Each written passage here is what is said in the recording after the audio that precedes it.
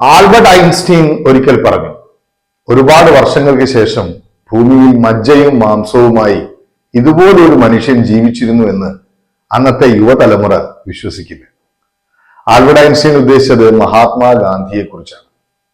ഇപ്പോൾ ചെറുപ്പക്കാർക്കിടയിലും കുറച്ച് സ്വതന്ത്ര ചിന്തകർ എന്ന് സ്വയം അവകാശപ്പെടുന്നവർക്കിടയിലും നടക്കുന്ന ഒരു വലിയ തെറ്റിദ്ധാരണ ഗാന്ധിയെ കുറിച്ചുള്ളതാണ്. ഗാന്ധിജിയുടെ ലൈംഗികതയുമായി ബന്ധപ്പെട്ട് അദ്ദേഹത്തെ ഇന്ന് വിമർശിക്കുമ്പോൾ അന്ന് ഗാന്ധി സ്ത്രീകൾക്ക് വേണ്ടി ചെയ്ത സാമൂഹ്യ പ്രവർത്തനങ്ങളെയും ഗാന്ധിജിയുടെ ചുറ്റുപാടും ഉണ്ടായിരുന്ന സ്ത്രീകൾക്കിടയിൽ അദ്ദേഹത്തിനെ കുറിച്ചുള്ള മതിപ്പിനെ കുറിച്ചും നമുക്കൊന്ന് മനസ്സിലാക്കാം.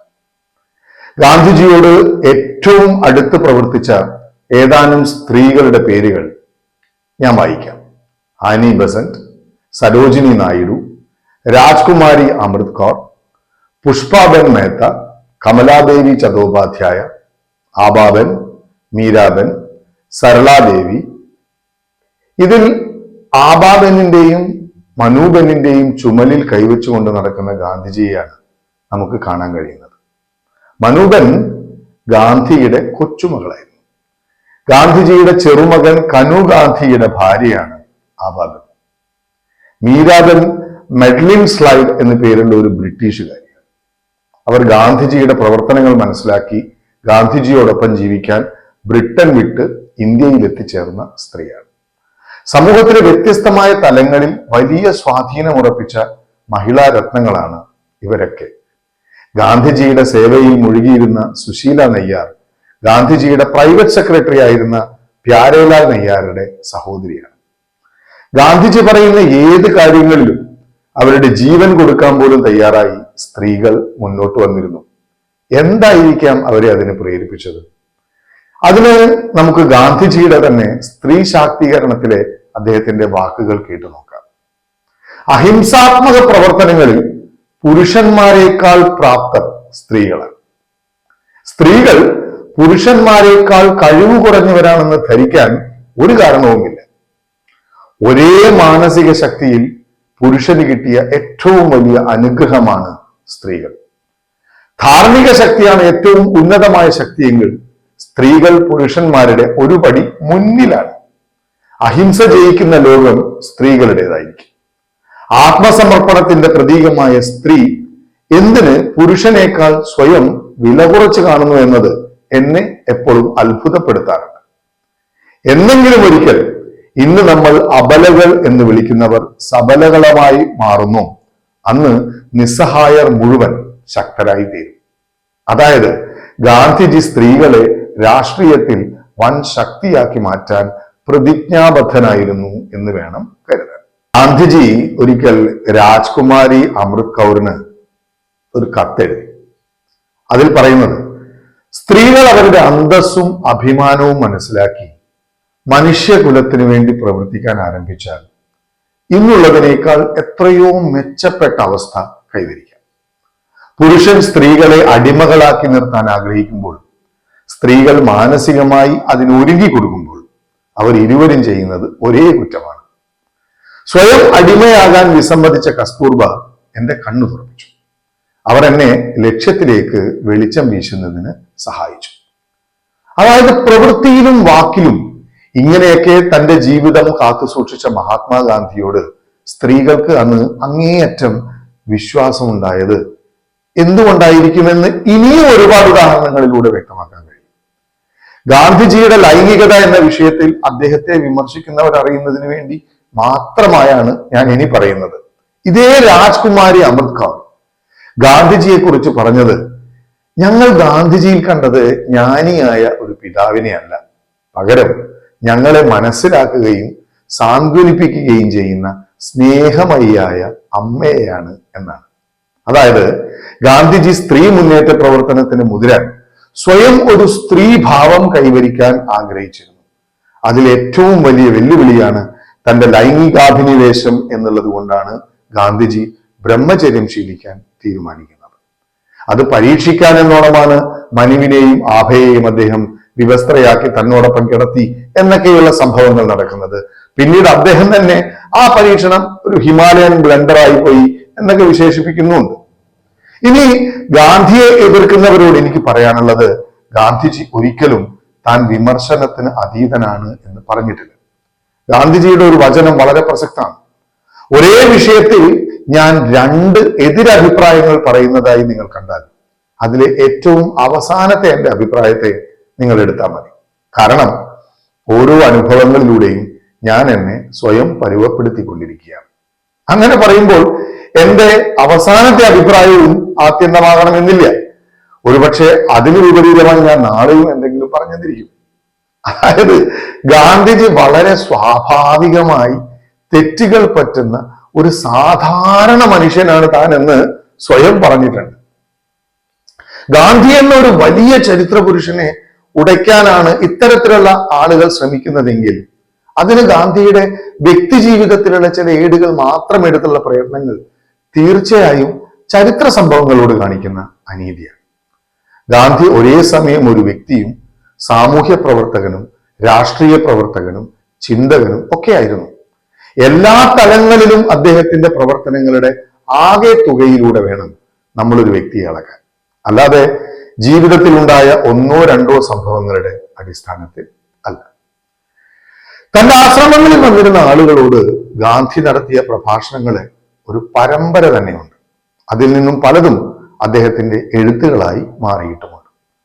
അതിൽ ചിലത് ഞാൻ ഇവിടെ മുന്നോട്ട് വയ്ക്കാം. ഇത് ഏത് കാലത്താണ് അദ്ദേഹം പറയുന്നത് എന്ന് നോക്കണം കേട്ടോ. പെൺമക്കൾക്കും ആൺമക്കൾക്കുള്ളതുപോലെ സ്വത്തവകാശം വേണം. ഭർത്താവിന്റെ വരുമാനത്തിൽ ഭാര്യയ്ക്കും അവകാശമുണ്ട്. കാരണം ഭർത്താവ് സമ്പാദിക്കുന്നത് ഭാര്യയുടെ ത്യാഗോജ്വലമായ സഹകരണം കാരണമാണ്. ഇന്ന് സുപ്രീം കോടതി വീട്ടിൽ ജോലി ചെയ്യുന്ന സ്ത്രീകൾക്ക് ഭർത്താവ് ശമ്പളം നൽകണം എന്നുള്ള രീതിയിൽ ചിന്തിക്കുമ്പോൾ അതിന് എത്രയോ വർഷങ്ങൾക്ക് മുമ്പ് അതിനെക്കുറിച്ച് മഹാത്മാഗാന്ധി സ്ത്രീകളോട് സംസാരിച്ചിരുന്നു എന്ന് വേണം പറയാൻ. ഭാര്യയോട് ഭർത്താവ് നീതി കാണിക്കുന്നില്ല എങ്കിൽ അവൾക്ക് സ്വതന്ത്രമായി ജീവിക്കാനുള്ള സ്വാതന്ത്ര്യമുണ്ട്. സ്ത്രീകളോട് പറയാണ് മഹാത്മാഗാന്ധി, നിങ്ങൾ ബുദ്ധി ഉപയോഗിക്കുന്ന ജോലി ചെയ്യണം. പുരുഷന്മാരോട് പാചകവും ശുചീകരണവും പരിചരണവും പഠിക്കാനും അദ്ദേഹം ആഹ്വാനം ചെയ്യുന്നുണ്ട്. ഇന്ന് ജീവിക്കുന്ന ഫെമിനിസ്റ്റുകളായിട്ടുള്ള ആക്ടിവിസ്റ്റുകളുടെ വിപ്ലവകരമായ ചിന്തയേക്കാൾ എത്രയോ മുകളിലായിരുന്നു അന്നത്തെ കാലത്ത് ഗാന്ധി സ്ത്രീപക്ഷത്തിൽ നിന്ന് സംസാരിച്ചത്. യുവതികളായ സ്ത്രീകളോട് ഗാന്ധിജി പറഞ്ഞു, സ്ത്രീധനം വാങ്ങുന്നവരെ നിങ്ങൾ ഹൃദയമില്ലാത്തവരായി കണക്കാക്കണം. സ്ത്രീധനം നൽകി വിവാഹം കഴിക്കുന്നതിനേക്കാൾ ജീവിതകാലം മുഴുവൻ നിങ്ങൾ അവിവാഹിതരായി തുടരുന്നതായിരിക്കും നല്ലത്. ജാതിയും സാമ്പത്തിക അസമത്വവും നിലനിർത്തുന്ന കരാറുകളാണ് വിവാഹം. അത്തരം വിവാഹങ്ങൾ അവസാനിപ്പിക്കേണ്ടതുണ്ട്. ഒരു സ്ത്രീയും പുരുഷനും തമ്മിലുള്ള സ്നേഹം മാത്രമാകണം വിവാഹത്തിന് ആധാരം. ഇത്തരം വിവാഹ വ്യവസ്ഥകൾ നിലനിൽക്കുന്നിടത്തോളം കാലം ജാതി വ്യവസ്ഥ തുടർന്നുകൊണ്ടേയിരിക്കും. ഈ വാക്കുകൾ ഇന്നും പ്രസക്തല്ലേ? അങ്ങേയറ്റം ധാർമ്മികമായി മതപരമായ നിഷ്ഠകളിൽ ജീവിക്കുന്ന മഹാത്മാഗാന്ധി അന്നും ഹിന്ദു മതത്തിനുള്ളിലെ ജാതി വ്യവസ്ഥയെ നിശിതമായി വിമർശിക്കുന്നത് നമുക്ക് ഈ വാക്കുകളിൽ നിന്ന് കാണാൻ കഴിയും. നിസ്സഹകരണ പ്രസ്ഥാന കാലത്ത് സ്ത്രീകൾ അടുക്കളയിൽ നിന്നും അരങ്ങത്തേക്ക് ഇറങ്ങി. പുരുഷന്മാർക്കൊപ്പം പോലീസിന്റെ മർദ്ദനമേറ്റു. കഠിനമായ ജയിൽവാസം അനുഷ്ഠിച്ചു. അദ്ദേഹം പറഞ്ഞു, സ്ത്രീകളെ കഴിവ് കുറഞ്ഞവർ എന്ന് വിളിക്കുന്നത് മനുഷ്യകുലം ചെയ്യുന്ന അനീതിയാണ്. അത് മാനവികതയോടുള്ള വെല്ലുവിളിയാണ്. മഹാത്മാഗാന്ധി ഖാദിയിലേക്ക് തിരിഞ്ഞതും ഒരു സ്ത്രീയിൽ നിന്നുണ്ടായ അനുഭവത്തിൽ നിന്നാണ്. മഹാത്മാഗാന്ധി തന്നെ പറയുന്നു, സത്യാഗ്രഹം എന്ന രാഷ്ട്രീയ ആയുധം എന്നെ പഠിപ്പിച്ചത് കസ്തൂർബയാണെന്ന്. ഇനിയുമുണ്ട് ഒരുപാട് ഉദാഹരണങ്ങൾ. സ്ത്രീകളെ അടുക്കളയിൽ തളച്ചിടുന്നത് പഴയ ബാർബേറിയനിസത്തിന്റെ ബാക്കി പത്രമാണ്. വീട്ടുജോലികൾ ഒരു സ്ത്രീയുടെ ജീവിതത്തിന്റെ മുഴുവൻ സമയങ്ങളെയും അപഹരിക്കാൻ പാടില്ല. വീട്ടുജോലികൾ ആൺകുട്ടികൾക്കും പെൺകുട്ടികൾക്കും രക്ഷിതാക്കൾ തുല്യമായി പങ്കിട്ടു കൊടുക്കണം. കൈത്തൊഴിലും മറ്റും തൊഴിലുകളും ആൺകുട്ടികളെ പഠിപ്പിക്കുന്നത് പോലെ തന്നെ പെൺകുട്ടികളെയും പഠിപ്പിക്കണം. നിങ്ങൾ ഒരു ആൺകുട്ടിക്ക് വിദ്യാഭ്യാസം നൽകിയാൽ ഒരു വ്യക്തിക്ക് വിദ്യാഭ്യാസം നൽകി. പകരം ഒരു പെൺകുട്ടിക്ക് വിദ്യാഭ്യാസം നൽകിയാൽ ഒരു കുടുംബത്തിന് വിദ്യാഭ്യാസം നൽകി. ഇന്ത്യൻ പെൺകുട്ടികൾ ഒരാളെ വിവാഹം കഴിക്കാൻ വിധിക്കപ്പെട്ടവരൊന്നുമല്ല. വിവാഹം കഴിക്കാതെയും സമൂഹത്തിന് വേണ്ടി ജീവിക്കുന്ന പെൺകുട്ടികളും ഇവിടെ ഉണ്ടാകണം. ഇവയൊക്കെ ഗാന്ധിയുടെ വചനങ്ങളാണ്. ഇനി കേൾക്കൂ, ചമ്പാരൻ സത്യാഗ്രഹം എന്നത് ഒരു രാഷ്ട്രീയ സമരമായിരുന്നല്ലോ. സമാന്തരമായി ഗാന്ധിജി നടത്തിയ മറ്റൊരു സമരമായിരുന്നു ഹിന്ദു സ്ത്രീകൾക്കിടയിലെ പർദ്ദയ്ക്കെതിരെയുള്ള സമരം. ഹിന്ദു വിഭാഗത്തിൽപ്പെട്ട പല സ്ത്രീകളും അന്ന് മുഖം മറച്ച് പർദ്ദയിട്ടുകൊണ്ട് നടക്കുന്നവരായിരുന്നു. അതിനെതിരെ സമരം ചെയ്ത പാർവതി ദേവിരാജ്, ബൻഷി ദേവി, ഭഗവതി ദേവി എന്നിവരുടെയൊക്കെ സമരത്തിന്റെ പിറകിലെ ഏറ്റവും വലിയ ഇൻസ്പിറേഷനും മഹാത്മാഗാന്ധിയായിരുന്നു. ഗാന്ധിജി ബ്രഹ്മചര്യം അനുഷ്ഠിക്കാനുണ്ടായ കാരണങ്ങളെ നമുക്കൊന്ന് കൃത്യമായി മനസ്സിലാക്കാം. അദ്ദേഹം തന്നെ പറയുന്നു, സ്ത്രീകൾക്ക് വേണ്ടി ഞാൻ വാദിക്കണമെങ്കിൽ എനിക്കൊരു സ്ത്രീയുടെ മാനസികാവസ്ഥയും സ്ത്രീയെ തുല്യതയുള്ള മനുഷ്യനായി കാണാനും കഴിയണം. അതിന് ഏറ്റവും വലിയ വിലങ്ങുതടിയാണ് എന്നിൽ ഉണ്ടായേക്കാവുന്ന ലൈംഗികത. ആ ലൈംഗികത പൂർണ്ണമായും തകർത്തെറിഞ്ഞാൽ മാത്രമേ എനിക്ക് കൃത്യമായി സ്ത്രീപക്ഷത്തിന് വേണ്ടി സംസാരിക്കാൻ കഴിയുന്ന ഒരു വ്യക്തിയായി മാറാൻ കഴിയും. ഇതായിരുന്നു അദ്ദേഹത്തിന് ബ്രഹ്മചര്യത്തിലേക്ക് എത്തിച്ച ഏറ്റവും പ്രധാനപ്പെട്ട ആശയം. കാരണം സ്ത്രീ സഹജമായ സ്വഭാവത്തിന് മാത്രമേ ലൈംഗികതയ്ക്കപ്പുറത്ത് ചിന്തിക്കാൻ കഴിയൂവെന്നും സഹന സമരത്തിലൂടെ മുന്നോട്ട് പോകാൻ കഴിയൂവെന്നും മഹാത്മാഗാന്ധി വിശ്വസിച്ചിരുന്നു. അതിന് പുരുഷാധിപത്യത്തിന്റെ കേന്ദ്രമായ ലൈംഗികതയെ തോൽപ്പിക്കേണ്ടതുണ്ട് എന്ന് അദ്ദേഹം വിശ്വസിച്ചു. ഇന്ന് നിങ്ങൾ തന്നെ അന്വേഷിച്ചു നോക്കൂ, ഒരു രാഷ്ട്രീയക്കാരൻ ഏറ്റവും കൂടുതൽ ചീത്തപ്പേര് കേൾക്കുന്നത് എവിടെ വെച്ചാണ്? ഏത് വിഷയങ്ങളിലാണ്? ഒന്ന് അഴിമതിയിലും, രണ്ട് സ്ത്രീ പീഡനങ്ങളിലും. അതായത് ഗാന്ധിജി പറഞ്ഞത് എത്ര കൃത്യമാണ്. മഹാത്മാഗാന്ധി സ്വന്തമായ ഒരു ബാങ്ക് അക്കൗണ്ട് പോലും ഉണ്ടായിരുന്നില്ല. അദ്ദേഹത്തിന്റെ സന്യാസ തുല്യമായ ജീവിതത്തിൽ അദ്ദേഹം ധനത്തിനോടുള്ള ആസക്തി മുഴുവനായും ഇല്ലാതെയാക്കി. രണ്ടാമത് അദ്ദേഹത്തിന് നശിപ്പിക്കാനുള്ളത് തന്നിലെ ലൈംഗിക ആസക്തിയായിരുന്നു.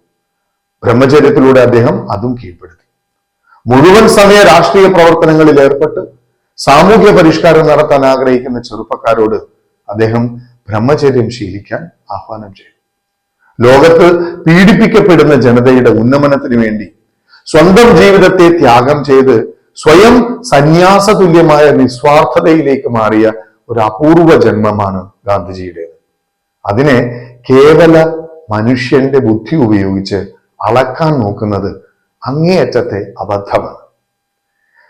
ഗാന്ധിജിയായിരിക്കും ഒരുപക്ഷെ ലോകത്തിൽ തന്നെ ഏറ്റവും കൂടുതൽ എഴുതിയ എഴുത്തുകാരിൽ ഒരാൾ. അദ്ദേഹത്തിന്റെ എഴുത്തുകളും പ്രവർത്തനങ്ങളും പഠിച്ച് നമുക്ക് അദ്ദേഹത്തെ അറിയാൻ ശ്രമിക്കാം.